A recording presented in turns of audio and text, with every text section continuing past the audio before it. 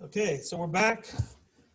We've talked a little bit about logarithms. We talked about their graph, that they're the inverse of an exponential function. Familiarized ourselves with some basic points about them, that the domains are restricted a little bit.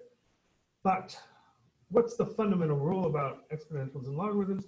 Every exponential or logarithmic equation has two forms. That's because these two functions are inverses of each other.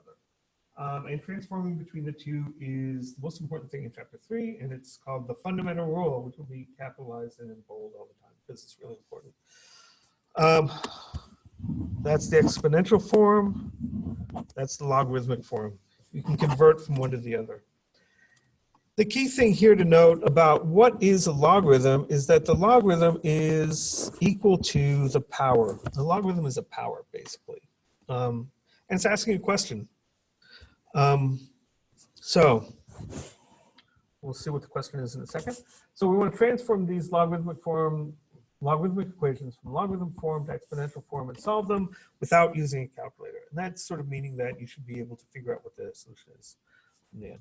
So x equals log base 2 of 8. What's going on there? Well, we've got a log equation. Our base is 2. The number m is 8, and our x is our x. So how do we convert that to an exponential equation? Take the base, that's 2, raised to the x equals 8. And we try and solve that. And 2 to what power equals 8? X equals 3. Here's the question that logarithms are asking. Log base 2 of 8 equals x. It's asking what power do I raise 2 to get 8? Right? Log base 2 of 8 is 3. What power do I raise 2 to get 8? It's 3.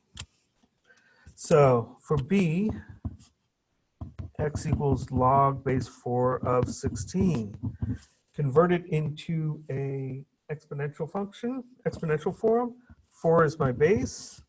X is my power, 16 is my number. 4 to what power equals 16? X equals 2. Or we can say log base 4 of 16 equals 2. What power do I raise 4 to get 16? 4 squared equals 16. What about C? X equals log base 7 of 1 over 49. 7 is the base. Arrow. 7 is the base, x is the power, and then 1 over 49 is the number. So what power do you raise 7 to get 1 over 49? Well, that's 1 over 7 squared, and something in the denominator means that it's a negative exponent. So x equals minus 2.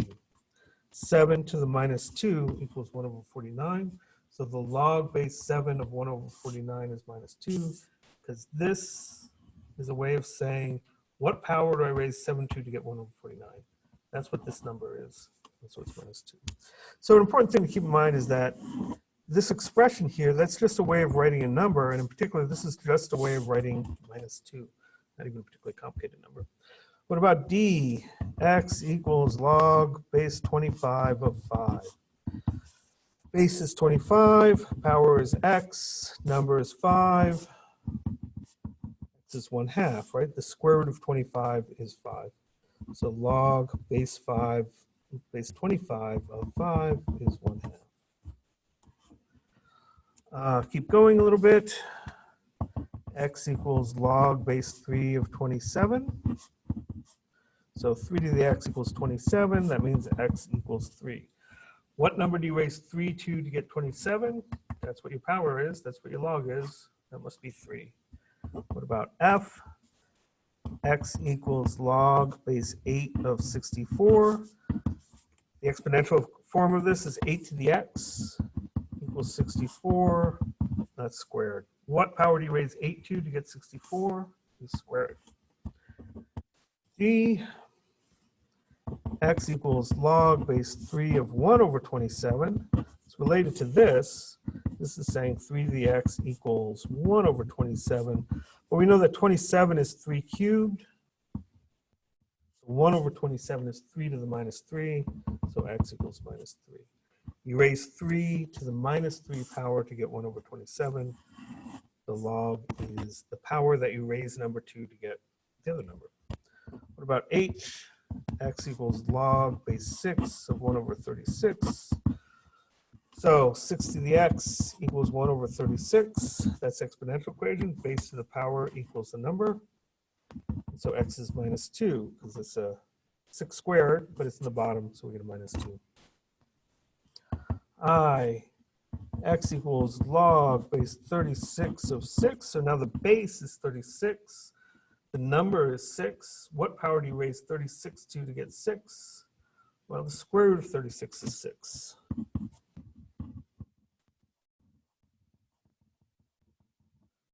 That power is 1/2. And what's j?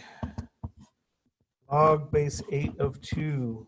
X equals log base 8 of 2. The exponential form is 8 raised to the x equals 2. How do I get 2 from 8?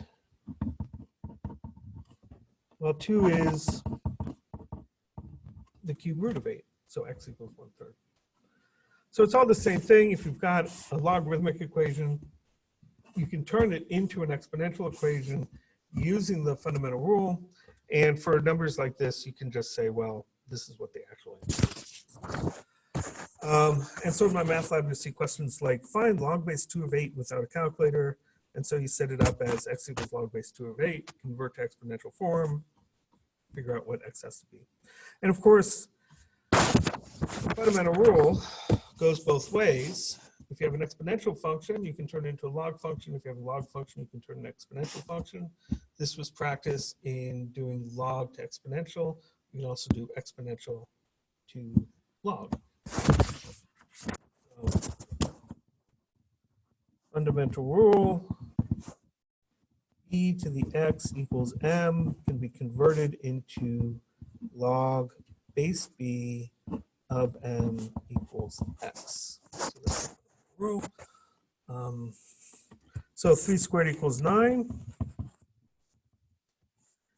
Your base is 3, your power is 2, your number is 9, so be log base 3 of 9 equals 2.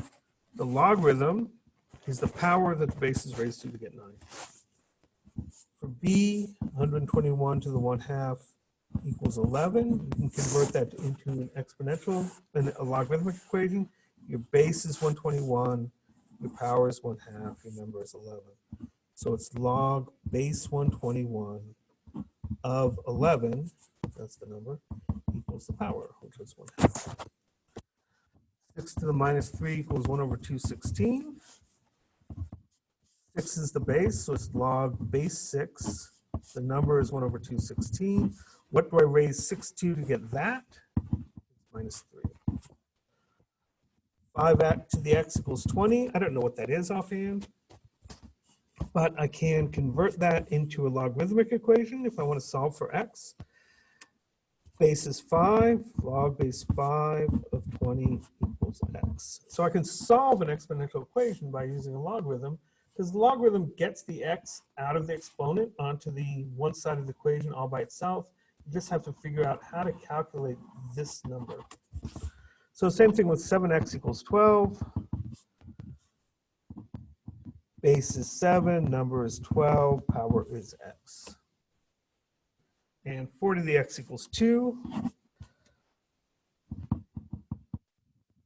Base is 4, number is 2, power is x. And you can guess that square root of 4 is 2, so it's x equals 1/2. But these two are a little bit trickier. How do you calculate log base 5 of 20? How do you calculate log base 7 of 12? They're just numbers. There's some number, but we don't know what it is yet.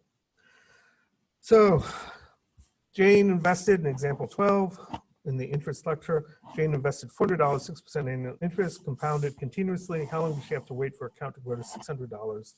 And what if it was at $400 at 6% interest compounded monthly? So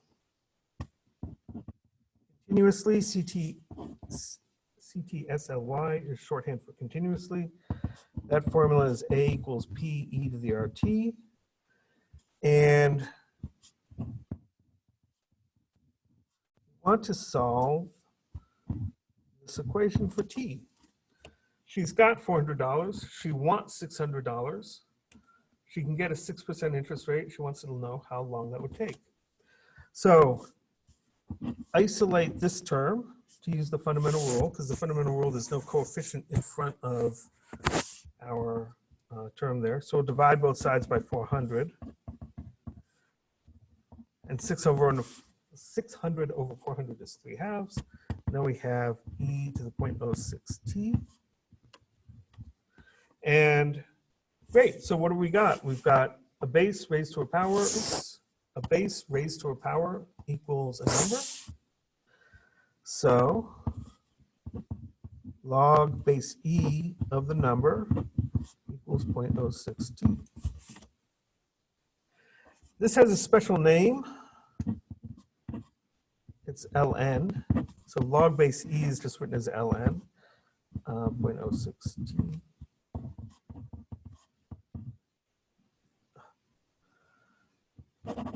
T is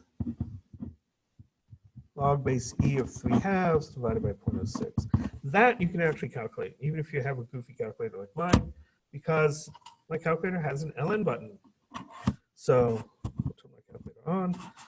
1.5, that's 3/2. I take the logarithm of it, ln, and that gives me this. And we divide by my 0.06. Except we do it so that we actually divide by 0.06, divided by 0.06, and you get 16.67.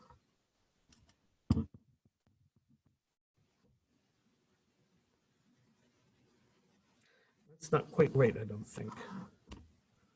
Because I think we found that it should be closer to 6.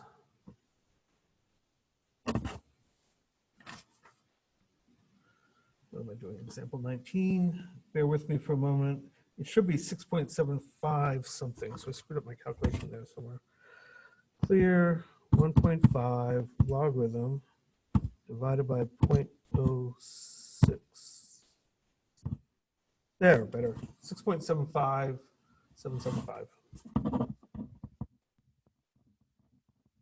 Remember from a couple of lectures ago when we were doing the intermediate value theorem to figure out how long she took, it was somewhere between 6.5 and 6.76 years. Now we know exactly what it is, it's that much.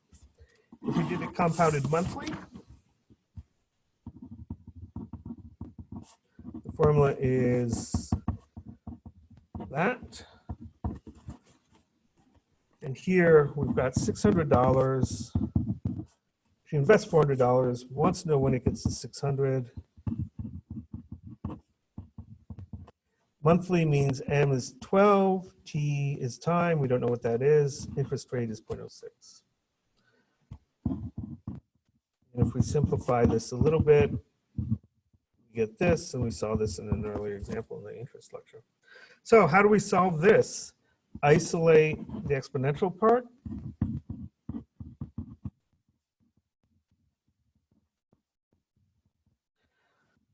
That's 3/2 is 1.005 to the 12t. And now we've got something set up so we can use the fundamental rule. We've got something raised to a power equals a number. Base to a power equals a number. So log base of the number equals 12 times t. And I want to solve that for t. The problem is, how do I calculate that? And we'll talk about, oops, remember to keep sliding this thing up. How do you calculate this? Because my button doesn't have a base 1.00, my calculator doesn't have a base 1.005 button on it. So how can we calculate that? And we'll get into that in the next few lectures.